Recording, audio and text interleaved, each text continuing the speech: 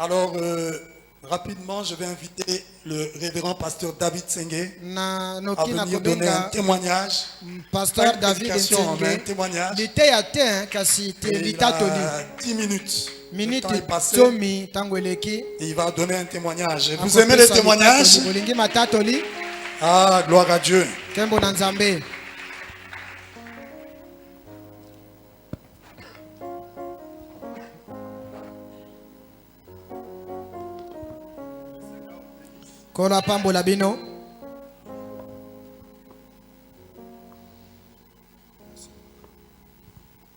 Alors moi c'est le pasteur David Ntsenge.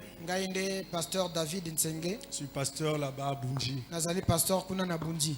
Par la grâce de Dieu. Nangolu ya Nzambe. C'est 10 minutes que je vais témoigner. Na minute zomi oyo nakotatola. Je remercie le pasteur. Natondi pasteur. Notre berger de ce qu'il a voulu que nous puissions monter pour témoigner. Pasteur Nabiso Nandenge Lingete na matapona tatola. Et ça nous fait un peu mal pour s'exprimer parce que il y a trop de versions. Celui-là vient, il dit je suis Silas. Celui-là vient, je suis Josué. Après, on ne tient plus les paroles. Ça nous dérange même de monter, de parler. Je crois que je voulais lire une citation. Je suis qui peut aussi parler un mot.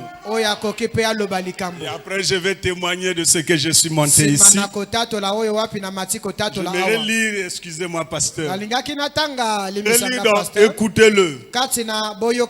Prêchez le 7, 8e mois, 57. Et au paragraphe 28. Rien d'étonnant que nous n'arrivons nulle part. Tout le monde veut prendre la balle. Quand un véritable jeu de football se déroule, on passe la balle à leur homme.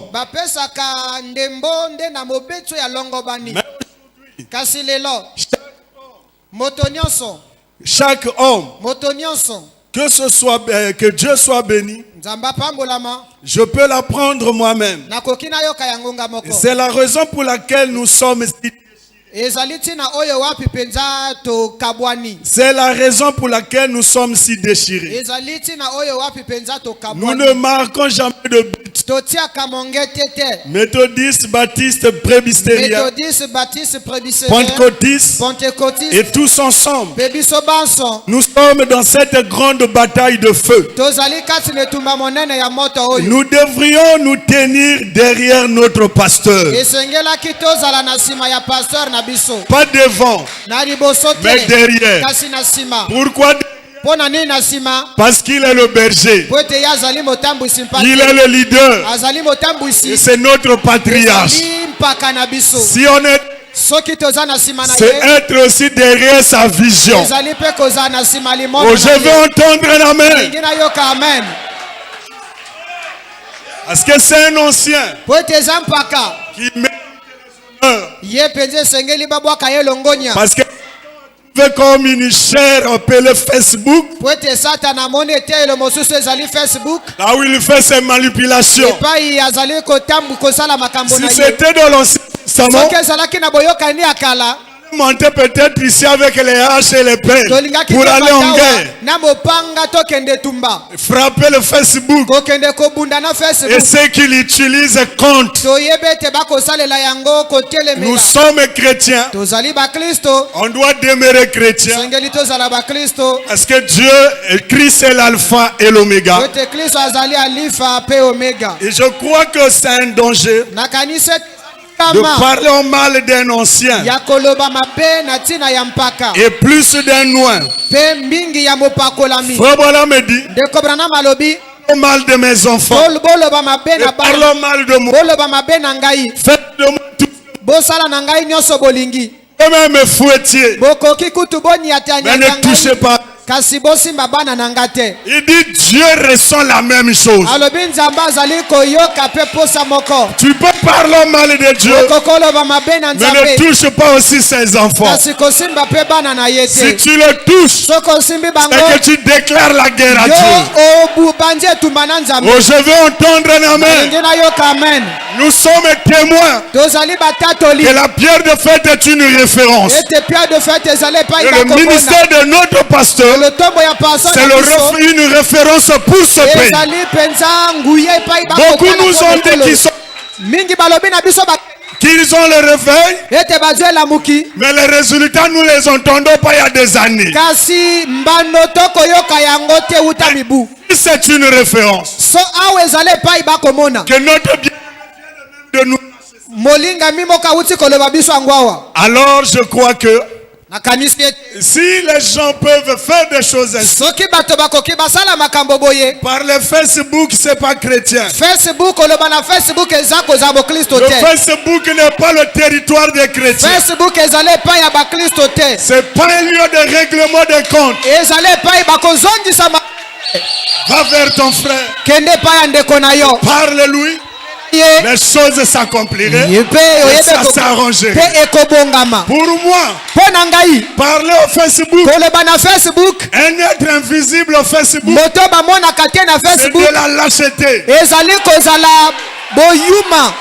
Je parle.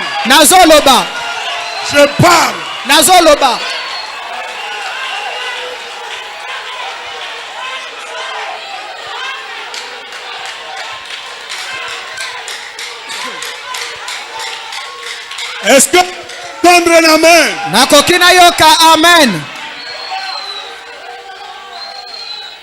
Ne touchez pas à mes soins. Parlez de Dieu le papa. Parlez de Dieu le père, pas le papa. Dis mais ne touchez pas à mes enfants. C'est ce qu'il est. Il y a les citations ici. D'où la pierre de fête. Frère Branham nous dit avant que je témoigne. Il nous dit dans la brochure, le bon berger. Il dit les brebis sont des drôles de petites créatures dans un sens. Voici une chose que nous pourrions apprendre des brebis ce soir ou ce matin. Quand il fait très chaud, avez-vous déjà observé des brebis? Elles ne se sépareront pas. L'une étant à un endroit et l'autre à un autre. Mais à un moment le plus chaud de la journée, les brebis vont toutes se tenir ensemble. Savez-vous ce qu'elles font? Elles font en sorte que l'ombre de l'autre couvre l'autre. Elle communie. Et ne serait-il pas bon que toutes les brebis de Dieu, pendant qu'il fait chaud, se tiennent ensemble? Quand les épreuves frappent très durement, qu'il fait chaud, et des choses surgissent de tous côtés. Si tous les petites brebis de Dieu se tenaient simplement ensemble, nous aurions chacun la fraîcheur produite par l'ombre ensemble. Ou l'ombre de l'autre nous réconfort. Et nous appuyons les uns contre les autres. Est-ce qu'on peut acclamer pour le Seigneur?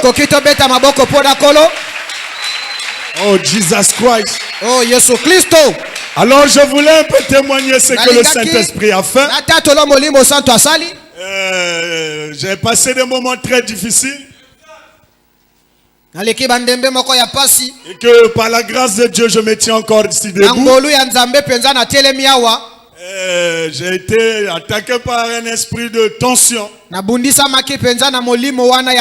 Très élevé. Que je pouvais plus supporter. La Tension était à 18-15.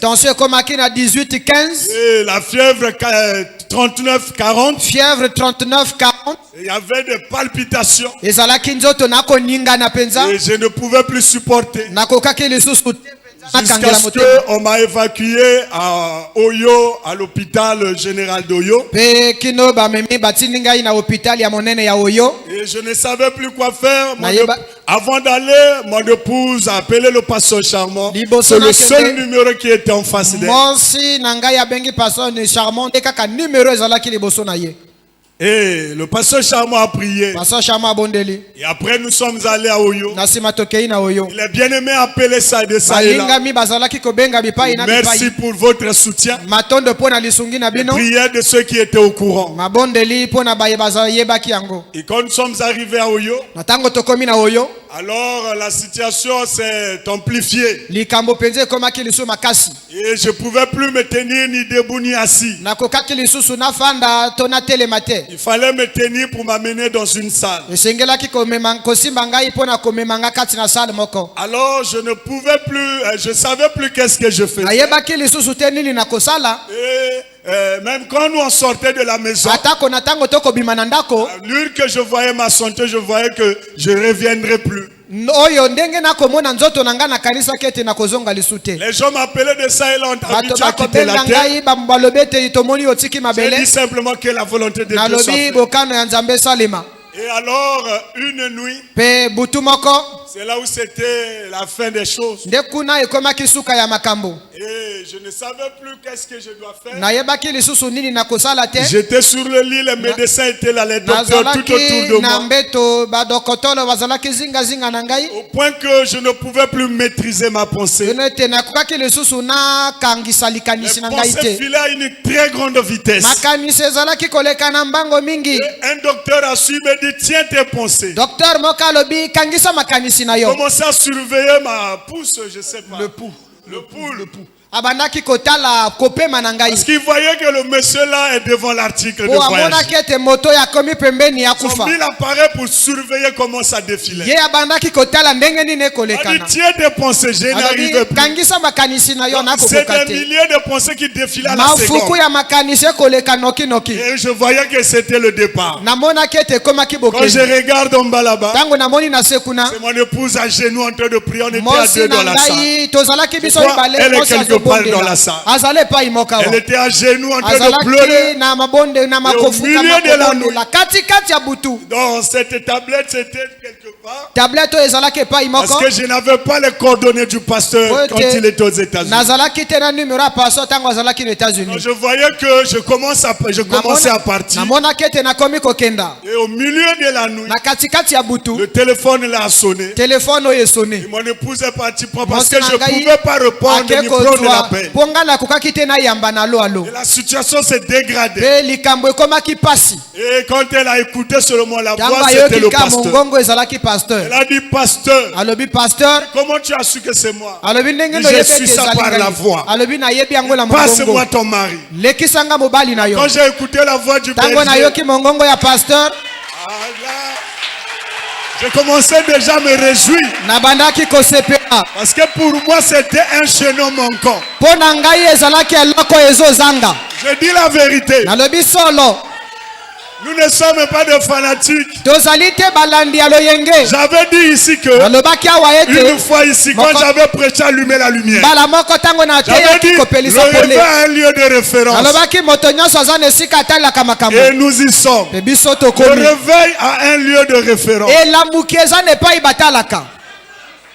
Et nous y sommes ici.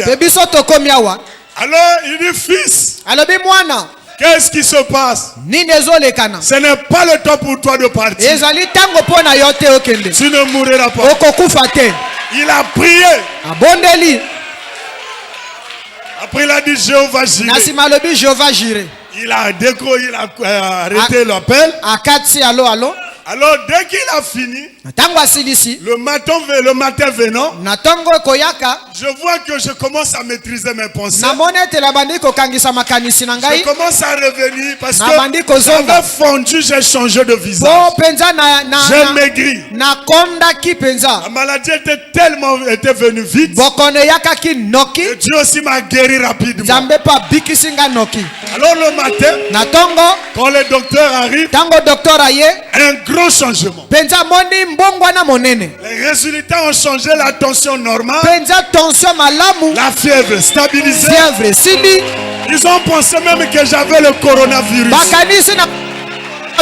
Ils sont partis faire le test. Zéro. Tout ce qu'ils ont fait là. On est reparti à Bunja avec beaucoup de produits. Les docteurs ont examiné. Ils ont mis les appareils. Mais le monsieur là n'est plus malade. Pourquoi on va le garder? Il est mieux qu'il doit sortir. Avant de me faire sortir, il y a eu des réunions des docteurs. La façon qu'il est venu, qu'est-ce qu'il veut? Celui-là vient, mais il doit sortir. Deuxième réunion. On doit le laisser. Troisième réunion. Ils ont dit non, il doit seulement partir. Donc le lendemain de là, le pasteur a prié. Et jusqu'à ce qu'on m'a fait sortir, je suis parti à pied. On a pris le taxi. On est reparti à Bunji. Et me voici debout. Le leader a un mot à dire sur ses brebis.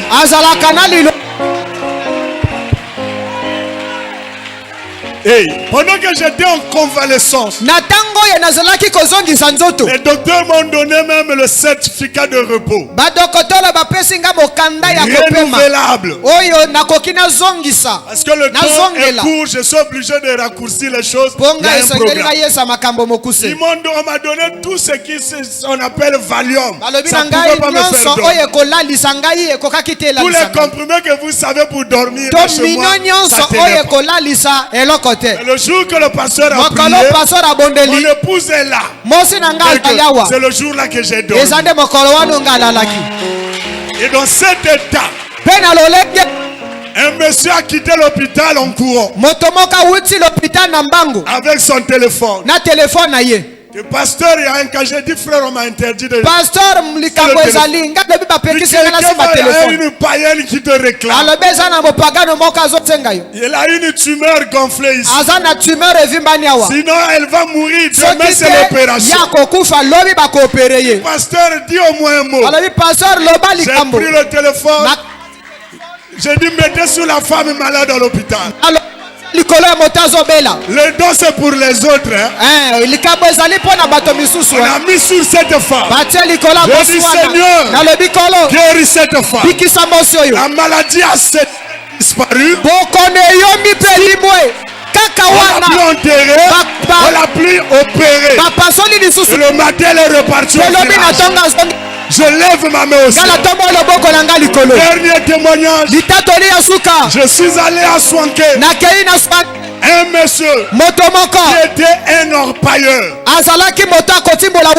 Et sous la terre s'est effondrée. Il a fait 3 heures sous la terre. Les engins pour le quand on l'a fait sortir, il était fracassé de partout. Ils sont partis chez les pygmées, chez les charlatans. Ils ont tout fait. Le monsieur commençait à marcher comme un canard. Le dos déjà bousillé ici. La femme a quitté le foyer que tu ne peux plus rien faire pour moi. Je regagne mes parents. Le jour là, on me l'a mené à la chaîne. Si vous le voyez, ça fait honte et peur et pitié plutôt. J'ai dit, amenez-le ici. On l'a amené en chaîne. J'ai dit, Dieu va guérir ce monsieur. J'ai dit, il sera guéri aujourd'hui. Je l'ai imposé les mains. On voulait aller avec lui. Je Je n'ai pas fini de prier pour les autres. Le monsieur commençait à sauter. Aujourd'hui, il marche comme moi. Il est reparti faire de l'or. On lui a dit, Yosa Moto. Ou bien Elima. Où tu es parce que tu ne pouvais plus te rétablir. Il a dit je suis bien portant. Et il est là, il fait ses activités comme toi et moi. Dieu a ressoudé son corps, a ressoudé son dos. Et il est totalement bien portant. Il est le même. Il est capable aussi de toucher quelqu'un. Le Dieu de Massamba, il est encore le même Dieu. Si tu es venu malade, par ces mots, Dieu peut te guérir. Au nom de Jésus-Christ, peu importe ton cas, ton infirmité, ton défaut, au nom de Jésus-Christ, c'est l'ombre de la mort.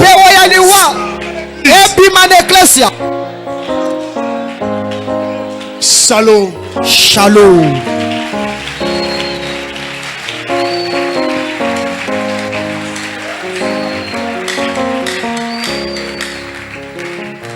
Il est vivant. Il est ressuscité. Qui acclamons très très fort. Oh, il est le Dieu de paradoxe. Il n'est pas mort. Il est le Dieu de la pierre de fête. Il est le Dieu de Massamba. Il est ton Dieu, il est mon Dieu. Est-ce qu'on peut encore acclamer très très fort? Que son nom soit béni.